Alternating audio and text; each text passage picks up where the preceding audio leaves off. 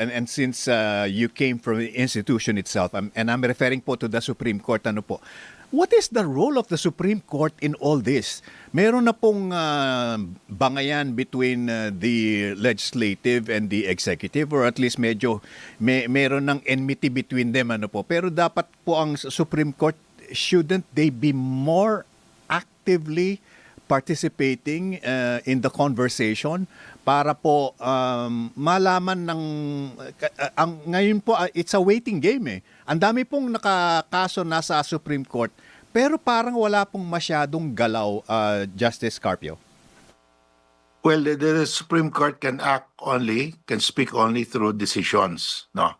Yes. So, and the decisions will come after the parties have submitted all their pleadings and it's ripe for resolution.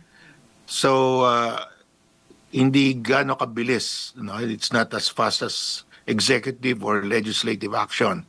Pero we should expect the Supreme Court to be to rule on these cases, these pending cases faster.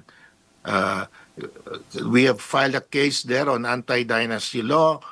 We have filed a case on confidential funds, and in fact, the confidential funds is also a big part of the impeachment. Mm-mm. And we have filed a case on the PhilHealth, when they raided the coffers of PhilHealth, about 89 billion plus was ordered transferred, pero na we were able to get a restraining order on the last tranche.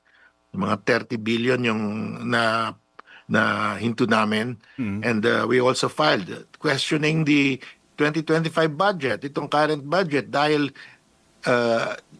the current budget does not give the highest priority to education. At saka yun nga, linipat nila yung budget ng education for computer, linagay nila sa DPWH. Yung budget for PhilHealth, linagay nila sa DPWH. Yung budget ng AFP modernization, linagay nila sa DPWH. At meron pang iba. So, linipat nila doon for flood control projects. Oo. Kaya ganito nangyari sa atin. Opo.